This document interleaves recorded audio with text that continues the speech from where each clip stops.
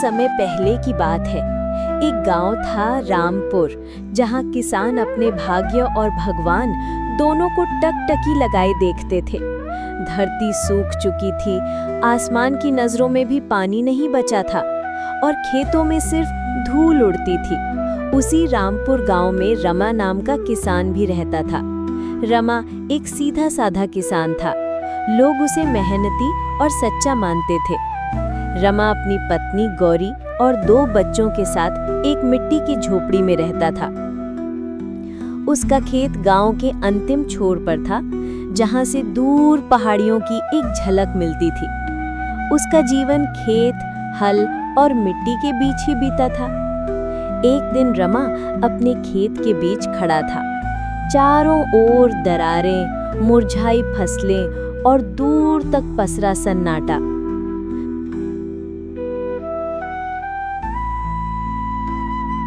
रमा आसमान की ओर देखते हुए बोला, हे भगवान, कब होगी बारिश?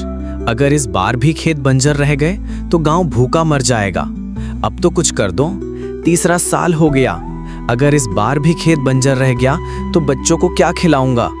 उसकी आंखों में चिंता थी, पर हाथ अब भी मिट्टी से चिपके हुए थे, जैसे उम्मीदें अब भी जिंदा थीं। उसी दिन दोपहर को रमा मटकी लेकर जंगल की ओर निकल गया। शायद कहीं कोई सूखा झरना टपक रहा हो। जैसे ही वो एक पुराने पीपल के पेड़ के पास पहुंचा, उसे एक आवाज सुनाई दी, चिंता मत करो किसान, तुम्हारी मेहनत बेकार नहीं जाएगी। मैं तुम्हारी मदद कर सकता हूँ। रमा हकबका गया। वो चारों ओर देखने लगा, ये आवाज कहाँ से आई? जब उसकी निगाह फिर से उस तोते पर पड़ी तो उसकी आंखें फैल गईं। उसे एक चमकता तोता दिखाई दिया। वो कोई साधारण तोता नहीं था। उसकी आंखें मोतियों सी चमक रही थीं और उसकी आवाज मानो किसी सांस से निकली धुन हो।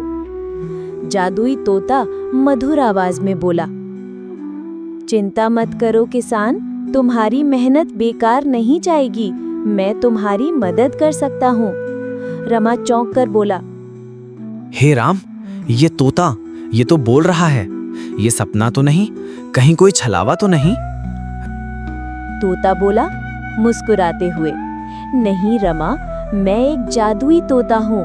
मैं उन किसानों की पुकार सुनता हूँ जो सच्चे दिल से मेहनत करते हैं और जिनकी पीड़ा आसमान तक पहुँचती है। तुम्हारी आंखों का दुख, तुम्हारे खेतों की प्यास मेरी आत्मा तक पहुँचे हैं। इसलिए मैं आया हूँ तुम्हारी मदद करने। मुझे अपने साथ ले चलो, वहाँ जहाँ मेरी शक्ति तुम्हारे गांव की भलाई के लिए काम आ सके। रमा अब सब समझ चुका था। जो उसने अभी अभी देखा और सुना था वो कोई सपना नहीं था। शायद अब वक्त बदलने वाला था। शायद अब उसकी किस्मत जाग गई थी। रमा ने बिना देर किए तोते को अपने झोले में प्यासे पत्तों की तरह सहेज लिया और गांव की ओर चल पड़ा। रात हो चुकी थी।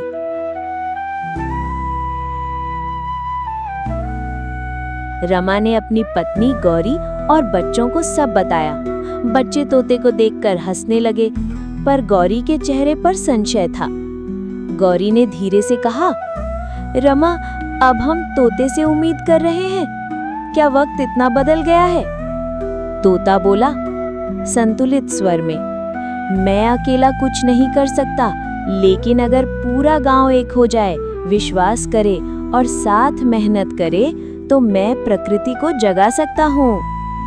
अगली सुबह रमा ने गांव वालों को चौपाल पर बुलाया। मैं जानता हूँ ये अजीब लगेगा, पर मैंने जंगल में एक जादुई तोते को पाया है। वो हमें बारिश दिला सकता है। एक बूढ़ा किसान बोला, अब तोते भी बादल बनाएंगे क्या? दूसरा बोला, पर रमा कभी झूठ नहीं बोलता, क्या पता। तभी जमींदार बलवंत सिंह घोड़े पर आता है और हंसता है। तुम सब पगला गए हो क्या? ये मूर्ख तोते की बातों पर भरोसा करोगे? सरपंच ने गंभीर स्वर में कहा। बलवंत सिंह, जब आसमान खामोश हो जाए तो धरती को खुद बोलना पड़ता है। हमें एक मौका देना चाहिए। तोता पेड़ पर बैठा सब देख रहा था। तोता बोला, अगर आप सब एक साथ गांव के पुराने सूखे कुएं की सफाई करें, बिना लालच के, सिर्फ भलाई की भावना से, तो मैं अपनी शक्ति दिखाऊंगा। अब गांव वाले अगले दिन सुबह से जुट गए।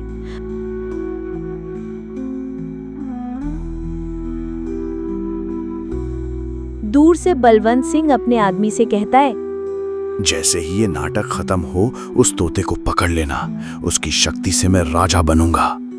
शाम तक कुआं साफ हो गया। तोता एक ऊंचे खंबे पर बैठा आंखें बंद की और आसमान की ओर देखा। अचानक आसमान में एक गर्जन हुआ, काले बादल इकट्ठा होने लगे, हवाएं चली और फिर मूसलाधार बारिश। गांव वाले खुशी से झूम उठे और जादुई तोते की जय जयकार करने लगे। जय हो जादुई तोते की, तोते महाराज की जय, धरती को जीवन देने वाले की जय। कुछ बच्चे तो नाचने लगे और महिलाएं गीत गाने लगीं। पूरा गांव एक मेले की तरह लगने लगा। भीगती धरती, हंसते चेहरे और आसमान में गरजती वर्षा, जैसे प्रकृति ने खुद उत्सव मना दिया हो। गौरी रोते हुए बोली, इतने दिन बाद धरती ने सांस ली है। रमा बच्चों को भीगने देते हुए बोला, ये सिर्फ पानी नहीं है, ये हमारी मेहनत और विश्वास की जीत है। अगले दिन बलवंत सिंह अपने आदमियों के साथ आया। बलवंत सिंह ने गुस्से से कहा, तोता अब मेरा है, उसकी शक्ति मेरी होगी। रमा सामने आ गया।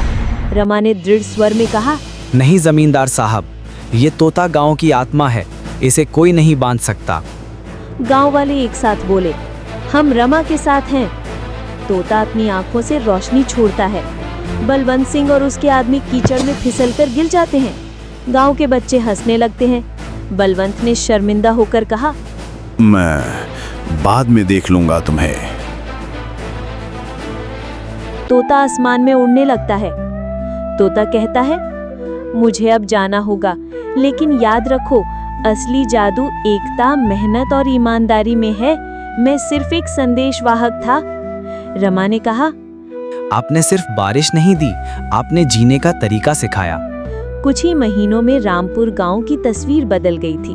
जहां पहले धूल उड़ती थी, वहां अब हरी भरी फसलें लहलहाने लगी थी। हर खेत मुस्कुरा रहा था और हर किसान के चेहरे पर सुकून था। बच्चे अब पूरे गांव में बेफिक्री से दौड़ते, भागते, खेलते और हंसते रहते थे। जादू वहां होता है जहां मन साफ, हाथ मेहनती और दिल एकजुट हो। और यही है असली बारिश गांव की आत्मा पर।